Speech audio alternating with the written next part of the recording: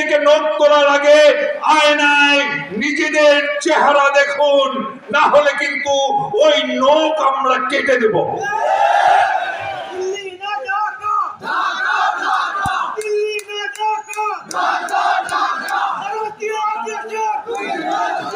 আমরা বড় হই। সেদিনও একটি পূজা মণ্ডপ পরিদর্শনে গিয়েছিলাম আমি আমার ওয়াইফ সহ।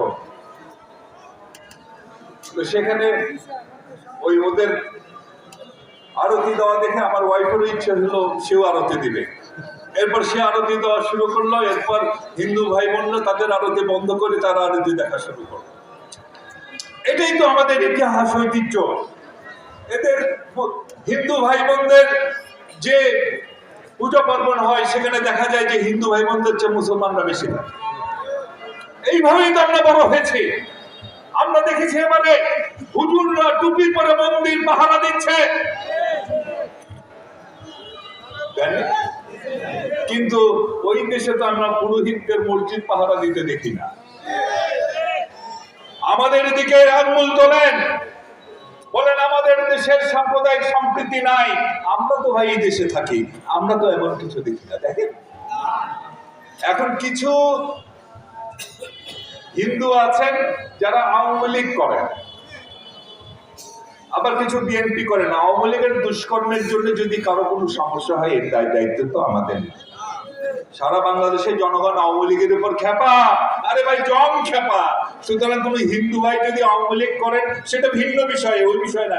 কিন্তু সাধারণ কোন হিন্দু এই বাংলাদেশে কখনোই কিন্তু কোন রকম আক্রমণের শিকার হয় না। আপনারা যে আমাদের দিকে নখ তুলছেন, আপনাদের দেশের কি অবস্থা সেদিকে তাকান। এই তো কয়েকদিন আগেও আমরা দেখেছি হরিয়ানায় ৩০০ মুসলিম বাড়িকে বুলডোজার দিয়ে মাটির সাথে মিশিয়ে ফেলা হয়েছে। ৬ জন, একজন ইমাম সহ ৬ জন মুসলমানকে হত্যা করা হয়েছে। সুতরাং এদেশে মুসলমান, হিন্দু, বৌদ্ধ, খ্রিস্টান আমরা একসাথে ছিলাম, একসাথে থাকবো। কোন ষড়যন্ত্র আমাদের মধ্যকার সম্পর্ককে বিনষ্ট করতে পারবে না ইনশাআল্লাহ। তবে হাসিনার দুঃখে বাংলাদেশের বিরুদ্ধে ষড়যন্ত্র বন্ধ করুন। বাংলাদেশকে দুর্বল ভাববেন না। ভিয়েতনামকে দুর্বল ভেবেছিল আমেরিকা। ৬০,০০০ সৈন্য সেখানে খুঁয়ে আমেরিকাকে চলে আসতে হয়েছে ভিয়েতনাম ছেড়ে। আফগানিস্তানকে দুর্বল ভেবেছিল সোভিয়েত ইউনিয়ন। হাজার হাজার সৈন্যর জীবনের বিনিময়ে সেখান থেকে তাদের চলে আসতে হয়েছে। আর বাংলাদেশ, আপনারা নিজেরা তো চলতেই পারেন না ঠিক মতো,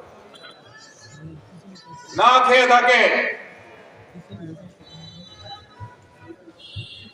ওই যে আমি যাই নাই কখনো, আপনারা তো অনেকেই গেছেন। আমাদের এখানে ব্যবস্থা আছে, ভলান্টিয়ারের ডান দিকে থেকে খাবারের ব্যবস্থা আছে। আমি বক্তব্য দীর্ঘায়িত করবো, মানে আমাদের সময় চলছে। শুধু এইটুকু বলবো, বাংলাদেশের অভ্যন্তরীণ বিষয়ে হস্তক্ষেপ বন্ধ করুন। বাংলাদেশের জনগণ যদি একবার খেপে যায়, যদি লড়াইয়ে নামে, কোনো অপশক্তি কিন্তু সামনে টিকবে না। অথবার কথা যদি খেয়াল না থাকে, যদি বড়াই বাড়ির কথা খেয়াল না থাকে, আমরা কিন্তু খেয়াল করে করিয়ে দিতে বাধ্য হব। আর ওই যে টিক্কা ইয়াহিয়া খানের হানাদার বাহিনী বাংলাদেশে যখন যুদ্ধ করছিল, আমি শুনেছি ওরা বলতো আমাদের গেরিলা যোদ্ধাদের যুদ্ধ দেখে, क्या है इधर से आता है उधर से आता है एक भूत न पेतनी है। সুতরাং বাংলাদেশকে দুর্বল ভাববেন না, ভাবলে কিন্তু ভুল করবেন।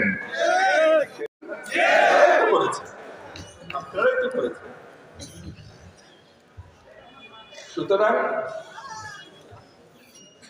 অন্য কারো দরকার নেই, আছে নাকি? দরকার আছে?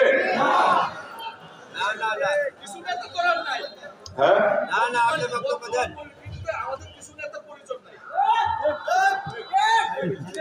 শেখ হাসিনা, আর অল্প একটু বলি,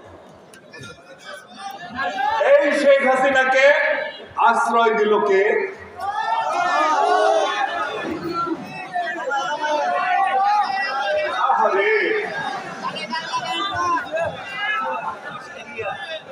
পুতুলের নেশা তার কাটে না। 16 বছর পুতুলকে নাচিয়েছেন, আমি সেদিন পল্টনে বলেছিলাম, সেই পুতুলের নেশার কাটে না। একজন খুনিকে আশ্রয় দিয়েছেন, গণতন্ত্র হত্যাকারীকে আশ্রয় দিয়েছেন আপনাদের দেশে।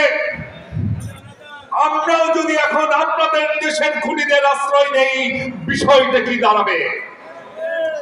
এই আজানের সময় বাইরের মাইকগুলো বন্ধ করে দিয়ে, আর ভিতরে মাইকটা থাকবে, আর একজন আজানে জব দিয়ে বাইরের মাইকগুলো বন্ধ করে দেয়।